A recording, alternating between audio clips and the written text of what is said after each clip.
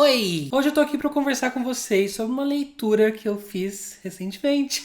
Um livro super popular e que já tá aí há anos, mas eu li ele finalmente pela primeira vez, que é O Crepúsculo, da Stephanie Meyer. Eu tenho essa edição aqui que tá com Vida e Morte, né, que é o Crepúsculo, só que com gêneros trocados, mas eu li o Crepúsculo mesmo, o original, tá? Como eu disse, é a primeira vez que eu estou lendo. Eu, assim, na minha adolescência barra infância, eu havia começado a ler ele, eu li acho que até certo ponto e deixei pra lá, porque eu só tava seguindo o hype dos meus amigos mesmo, porque eu não era tão leitor assim na época. E em relação ao filme, eu fui vendo daquele jeito, assim, né, pulando cenas. Então eu vi o filme muito por cima, acho que eu nem cheguei a ver ele inteiro de fato. Então eu tinha vaguíssimas memórias em relação à história e, claro, eu tinha na minha mente cravado aqui a imagem da Kristen Stewart. Kirsten ou Kristen?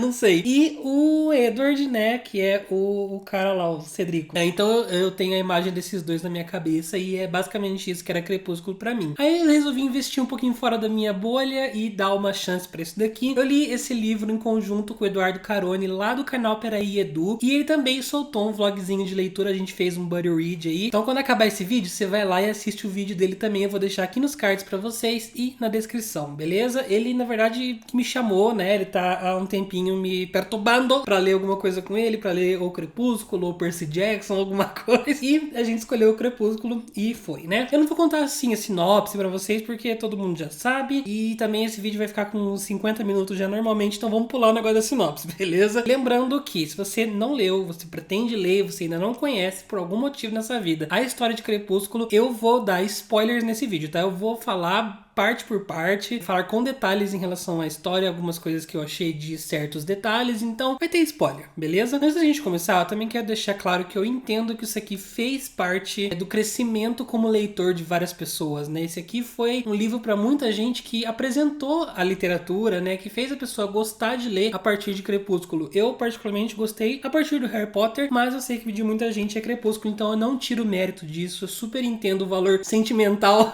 que essa história tem pra muita gente. Então, dos pontos que eu vou falar nesse vídeo aqui, eu quero que vocês entendam, pelo amor de Deus, antes da gente começar, que isso é a minha opinião. Inclusive, os comentários aí estão abertos pra gente debater sobre a história, pra você também colocar os seus pontos, sempre com respeito, sempre com educação. Se vier falar merda, eu vou deletar o comentário, beleza? Vamos discutir e vamos conversar como adultos, tá bom? Então, vamos começar sobre Crepúsculo aí. A primeira surpresa que eu tive quando eu comecei a ler isso daqui foi o fato de que ele é sim bem escrito e ele é um livro divertido de ler. É um livro que entretém bastante. Eu acho que como as minhas expectativas estavam tão abaixo do solo, o que veio foi lucro, sabe? Eu já esperava aquela coisa meio trecheira, assim, sabe? Eu esperava uma escrita meio bagaceira e eu me surpreendi. Assim, é uma escrita bem detalhista, né? Bem descritiva. Ela demora pra falar as coisas, aquele parágrafo imenso, descrevendo as coisas. Mas essa foi a minha primeira surpresa, como o livro é realmente bem escrito. O livro também tem um senso de humor na narrativa. Outra coisa que eu não esperava. Eu achei que ia ser aquela coisa mais séria, mais...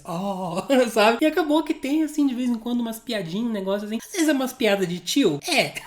Mas, ainda assim, o livro tem um senso de humor. E minha segunda surpresa é que eu percebi que o ranço que eu tinha da história... Eu nunca cheguei a ter um grande ranço, assim. Eu só, tipo, beleza, tá lá, Crepúsculo. Não quero, nunca nem vi, não quero saber. Mas parte de evitar, eu acho que é porque eu realmente tinha muito daquela coisa da Belle e do Edward do filme na minha cabeça. E o primeiro filme, gente, é muito ruim. É muito cagado. Então eu acho que falava Crepúsculo pra mim, eu imediatamente associava a Kristen Stewart com aquela cara assim, né?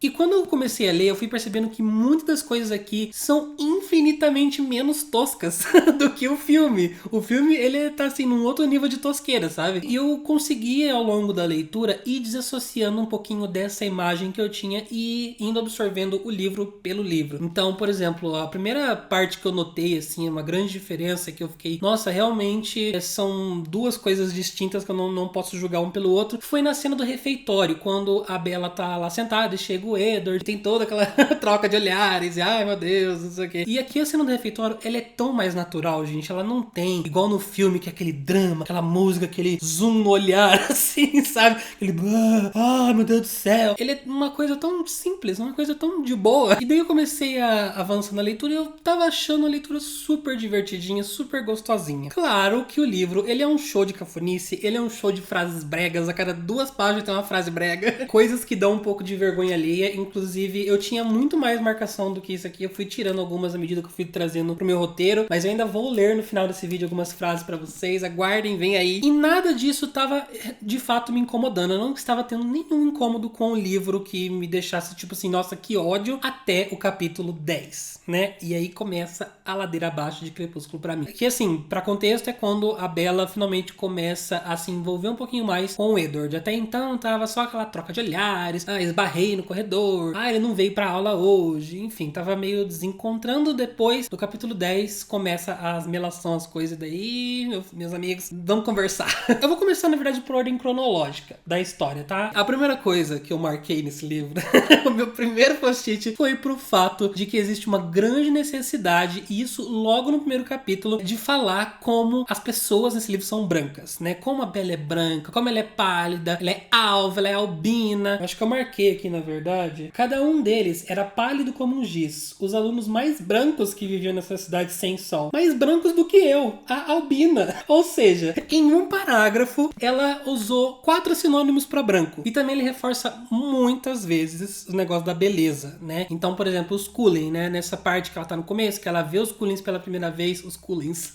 É toda hora um negócio de, meu Deus, como eles são muito belos e eles podem tudo na vida porque eles são bonitos, eles têm oportunidades e chances e a vida cai aos pés deles porque eles são maravilhosos e imaculados e perfeitos. E daí grande parte dessa obsessão que a gente já conhece que vai ter da Bella em relação ao Edward e também aos Cullen eventualmente, né? Essa obsessão é simplesmente justificada pela beleza. Não tem muita outra coisa que faça você entender o porquê dela do nada ficar super obcecada pelas pessoas vampiras ali, né, da história. Então eu acho que assim, eu não quero ficar também, tipo, tirando lasquinha de cada página, de cada frase do livro, sabe? Ficar meio de picuinha com a história. Mas eu fiquei pensando, na real, como seria divertido, como seria legal se ele tivesse todo um desenvolvimento melhor, assim, de aos poucos ela ir criando uma obsessão por coisas que vão acontecendo, por coisas que ela vão vendo, mas é muito repentino e é 99% justificado porque eles são bonitos. Eu marquei uma frase aqui, eu acho que não tá mais no post-it, ela fala assim: eu me virei devagar,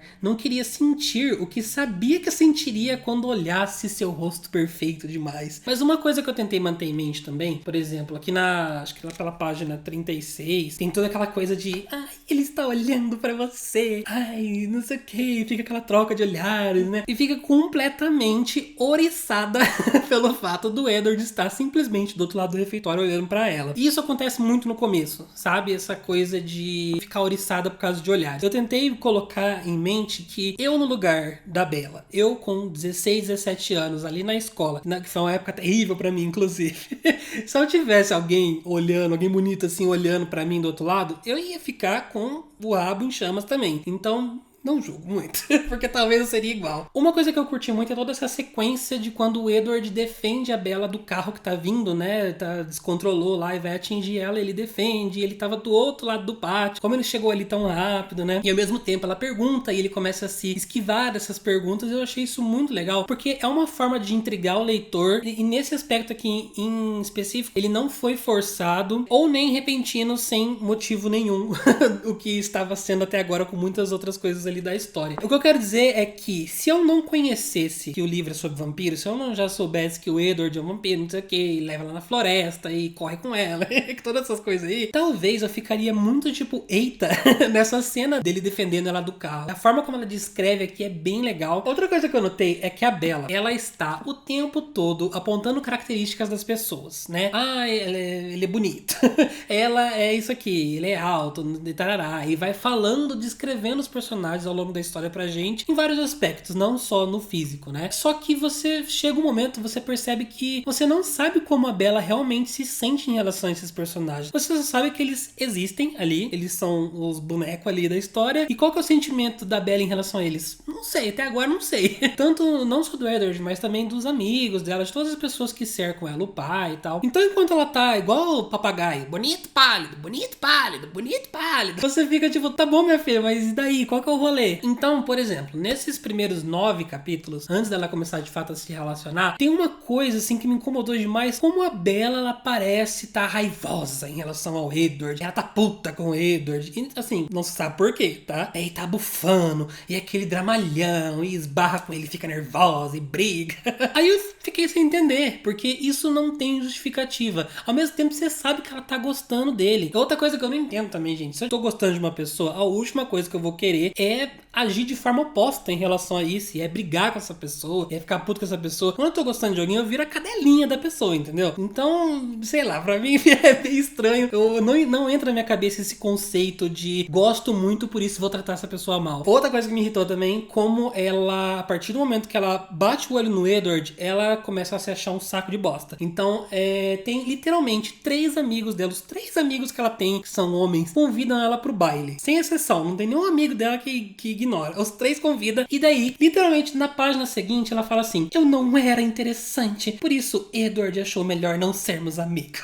Minha filha, como se não é interessante? Nem na minha vida inteira 3 pessoas me chamaram pra sair, sabe? Então, menos. Ela começa essa coisa de subestimação, de autocomiseração, e como ela é incapaz, como ela é ruim, como ela é feia, como ela é tudo de ruim nessa vida. E também ela fica o tempo inteiro se rebaixando quanto ao Edward. Ela faz muito essa comparação. Ele é muito bonito e muito, sei lá, competente. Eu sou um lixo, eu sou horrorosa. Eu sei que talvez assim, a gente pode dar um desconto pela idade, pelo ser um primeiro relacionamento dela, por ela tá aprendendo ainda algumas coisas ali. Beleza, vamos dar esse desconto. Mas ainda assim, ainda com o desconto saiu caro. Uma coisa que eu fiquei decepcionado, essa aqui foi uma decepção real, é como a gente tem pouco Jacob nesse livro. Ele aparece, se eu não me engano, umas 3 vezes, e toda vez que ele apareceu, eu achei ele um amor, eu achei ele um fofo, e eu fiquei muito tipo, ele falou um A. Na primeira vez que ele aparece, falou A, eu já fiquei #Team Jacob. Eu não sei o que vai acontecer com ele, eu não sei como é desenvolvido o personagem dele, porque eu não li os outros livros e eu também não pretendo ler, tá? Deixando bem claro, não vou ler Sol da Meia-Noite, não vou ler as continuações, foi só um experimento com Crepúsculo mesmo, e eu também não vou assistir o filme, então não sei como se desenvolve esse negócio aí. Porém, o que eu vi de Jacob, eu amei. Eu queria muito mais dele na história, eu acho que tornaria a história bem mais agradável, porque ele é um alívio na tensão que tem entre ela e o Edward, sabe? Ele, toda vez que ele aparece, é aquela coisa quente, gostosa, assim, e bem-humorada. E quando o Jacob aparece, é quando a gente começa a seguir o caminho de vamos revelar que Edward é um vampiro. De início, eu tava meio debochando, assim, da autora, não consegui ser muito sutil, que ela, a partir desse momento do Jacob, ela começa a dar muitas coisas na cara, né? Ele senta e conta pra ela a lenda dos lobisomens, dos vampiros, e fica claro quem é lobisomem e quem é vampiro. E daí ela chega na casa dela, ela dorme naquela noite e ela sonha que o Edward tá correndo atrás dela. Eu nem lembro o que é o sonho, mas é uma coisa muito na cara também. Aí ela acorda, vai no Google, tipo, na primeira pesquisa que aparece do Google, não levou 5 minutos essa pesquisa, ela já descobriu que o Edward é um vampiro e tem toda a descrição dele lá na palavra vampiro, né? Aí eu fiquei muito, nossa, que sutileza, né? Mas aí ela começou a falar algumas coisas que tinham acontecido até então que eu não tinha me tocado, que estavam na cara que o Edward era um vampiro. Como ele fala uma linguagem do século XX, por exemplo, né? Ou como ele faltou no dia que teve coleta de sangue na escola, ou que ele parece sempre saber o que todo mundo tá pensando. Então foram pequenas coisinhas que o deboche foi embora e eu aceitei que ela tava assim entregando as coisas na história até então e eu não tinha percebido. E a partir daqui, nesse capítulo 10, o capítulo 10, gente, mudou a minha experiência com Crepúsculo. Foi um ponto ali pra mim na história onde a gente começou uma sequência de 100 páginas monótonas, descritivas e chatas, que não acontecia nada, um negócio que não terminava nunca. Tava me divertindo até esse capítulo 10. Depois disso foi muito difícil pra mim, foi um negócio torturante. A gente tem a cena então onde a Bella confronta o Edward pra deixar claro que ele é um vampiro, e é bem diferente do filme. No caso aqui, ela tá numa outra cidade, eles conversam dentro do carro, não tem toda aquela cena da floresta, eu sei o que você é, me diga, bolo, não tem esse dramalhão todo, essa coisa assim que eu dei graças a Deus porque eu acho essa cena muito brega. E a forma como ele fez aqui dentro do carro, uma conversa de boa, sabe? Foi infinitamente melhor. Mas ao mesmo tempo foi aí que começou a minha dor de cabeça em relação ao relacionamento dos dois, em relação ao Edward principalmente. Vamos começar pelo fato que, pra contexto, a Bella, ela tá numa outra cidade com as amigas dela e daí ela, sei lá porque que ela faz e acaba sendo perseguida por uns rapazes ali, uns rapazes meio estranhos, parece que eles estão, tipo, seguindo ela ali, chegando mais perto e tal. Ela começa a ficar apavorada, porque, né, pode ser, sei lá, estupradores. Do nada, surge um carro que vem salvar ela e não sei o que. Daí a porta desse carro é aberta, ela não sabe quem que é. Ela diz que ela não consegue enxergar quem que tá lá dentro, e a pessoa fala, entra, e ela entra num carro que ela não sabe de quem que é, com uma pessoa que ela não consegue ver, um completo estranho. Ela tava fugindo de uns rapazes estranhos e entra num carro de um estranho. Beleza. Até aí tudo bem. Mas aí eu comecei a torcer o nariz pela forma como o Edward fala com ela, sempre num tom meio autoritário. E já na página 120, depois eles terem, tipo, meia dúzia de encontro na história, né? Eu acho que ela viu ele na escola algumas vezes, mas conversou com ele uma ou duas no máximo. Aí ela diz o seguinte: me sinto muito segura com você. Minha filha, vem cá, senta aqui, minha filha. Você não tava puta com ele até agora? Você não tava nervosa? Você não tava aguentando olhar na cara dele? Não tava sentindo arrepios de medo e se sentindo intimidada? Aí do nada eu me sinto muito segura com você. E daí começa uma sequência a partir daí na história de loucura dos personagens, de coisas que não fazem sentido algum, e todo esse relacionamento sem pé nem cabeça que é o dos dois. Aí na página 123 eu marquei uma coisa. Porque assim, eu achei legal, mas eu achei muito cafona. Ela fala assim: já pensou que talvez minha hora tivesse chegado naquela primeira vez com a van e você interferindo no meu destino? Aí o Edward fala: não foi a primeira vez. Sua hora chegou quando eu a conheci. Eu vou falar um pouquinho sobre as atitudes do Edward daqui pra frente e algumas problematizações que eu vou fazer. Hashtag militei. Mas antes, deixa eu só abrir um parênteses. Uma coisa que eu casco o bico, gente. Eu não aguento. Eu acho muito nada a ver. E uma coisa que me irritou também é como a Bella é desastrada. Quando ela tá fugindo desses caras, na real, tem uma parte que ela decide que ela não vai correr e que ela vai confrontar, né? E é nessa parte do confronto que o Edward aparece com o carro. Aí ela diz por que ela decidiu não correr. Porque ela cai demais. Ela cai muito quando ela corre. Então ela não podia fugir, senão ela ia cair. Ela não tem controle dos pés dela, ela não consegue ficar na vertical. E sério, gente, ao longo do livro, ele reforça isso umas 900 vezes. Como ela é frágil e desastrada. Que ela não consegue passar um dia sem cair no chão. Que ela não consegue passar um dia sem sofrer um risco de morte, sabe? E daí junta isso com o Edward e começa toda aquela coisa de: eu preciso te proteger. Você não pode lavar roupa sozinha, senão você vai bater a cabeça na máquina de lavar e cair morta. Você não pode subir essa escada, senão você vai tropicar e quebrar o pescoço e morrer, sabe? O tempo inteiro. E pega ela no colo, porque ela não consegue chegar do ponto A ao ponto B sozinha. Ela precisa ser carregada, que senão ela vai tropicar 7 vezes pra ela chegar no ponto B. Ela conhece o Edward, ela perde completamente a coordenação motora. Ela passou 17 anos, 16, 17 anos, vivendo normal, tá vivíssima, saudável, de boa, sem um arranhão. Aí ela conhece o Edward, ela perde essa coordenação motora e vira uma pessoa que só cai, só quase se mata. Daí beleza, na página, lá pela página 141, a gente já tá chegando na metade da história. Eles dizem, o Edward fala pra Bella que ele já pode chamar ela de namorado dela pros amigos, tá? Depois de trocarem ideia assim umas 2 vezes.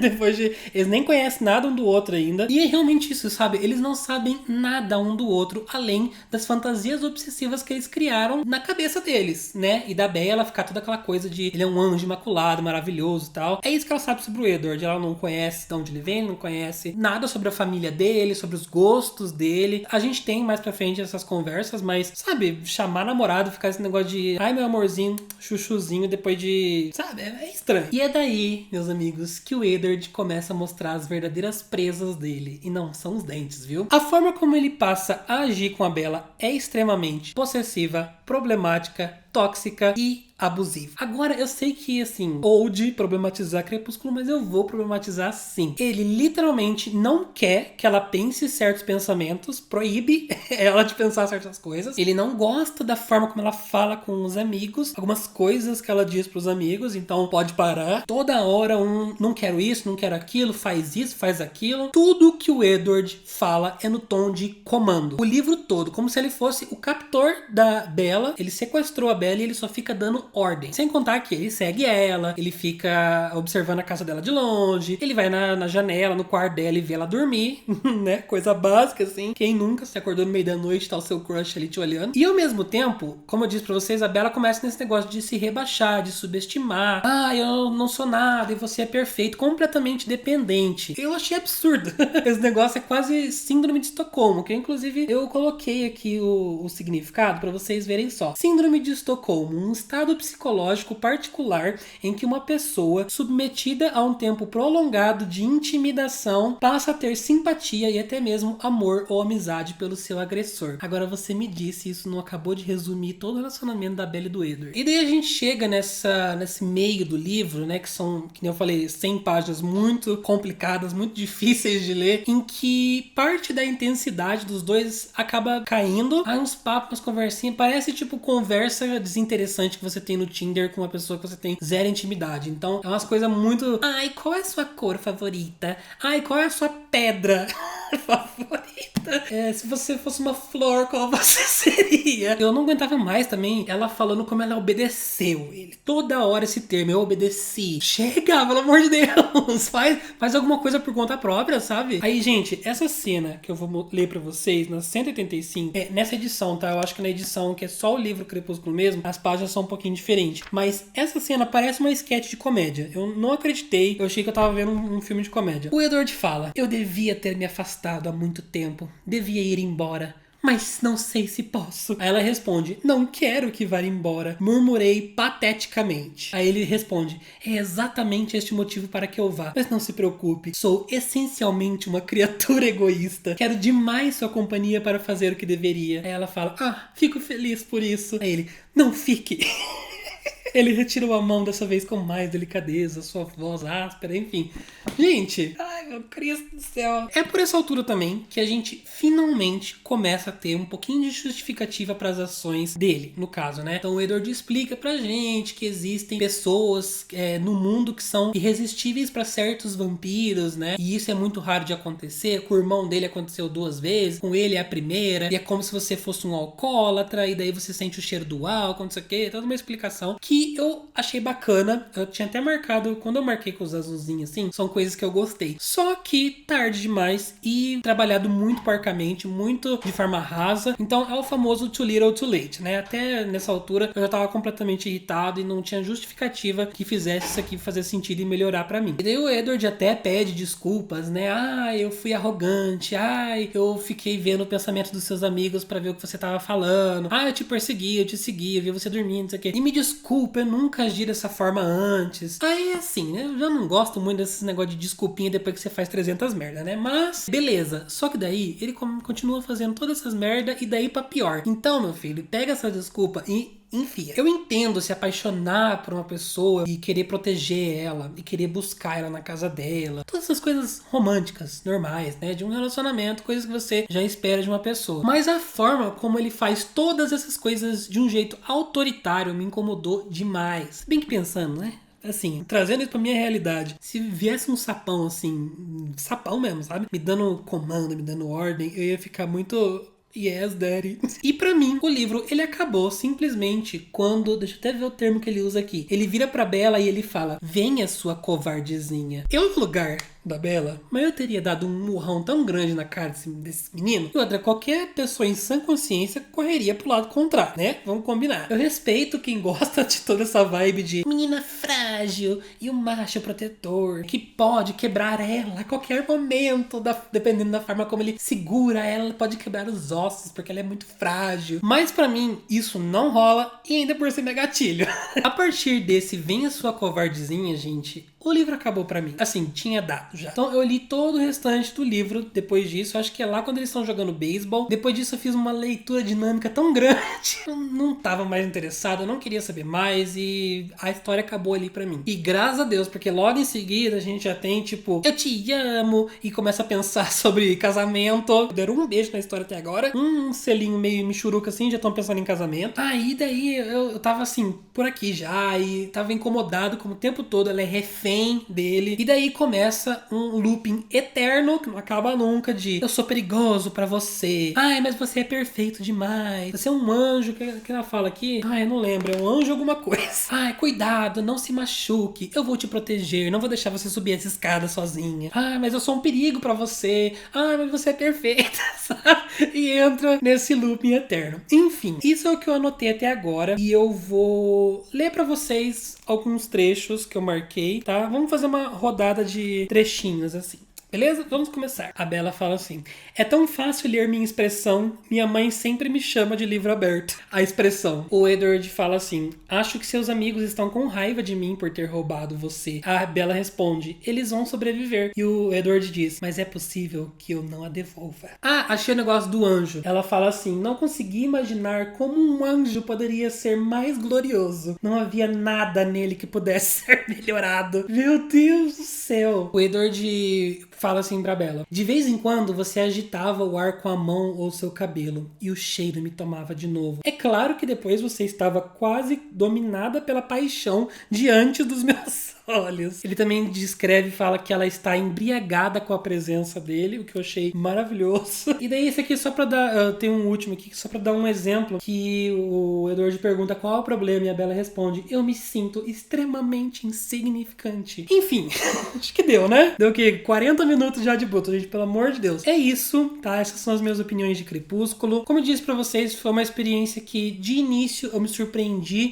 tanto por ter expectativas tão baixas em relação a ele, quanto também por ter na minha cabeça a memória do filme e acabou sendo bem diferente. Bem diferente não, mas menos tosqueira do que o filme. E isso me deu assim um start pra repensar um pouquinho das minhas leituras, repensar um pouquinho dessa coisa de expectativa, sabe? Como às vezes eu espero demais de um livro e acabo não gostando, em comparação com ler um livro já não esperando nada. É uma coisa muito difícil de fazer. Eu só fiz disso aqui porque é Crepúsculo. Eu não sei se um outro livro que eu estou tão animado pra ler, se eu conseguiria diminuir minhas expectativas antes de começar. É uma coisa meio inconsciente, assim, é uma coisa meio automática, né? Então, eu quero dar outras chances para livros que eu não leria normalmente, que as minhas expectativas já estão baixas, como, por exemplo, Cidade dos Ossos, da Cassandra Clare. Eu comprei o e-book e eu vou ler, e pode ser que eu traga opinião também para vocês em breve. Não foi uma leitura completamente inútil, eu detestei esse livro, se não ficou claro, né? Eu dei 1,5 estrelas para ele, muito problemático, mas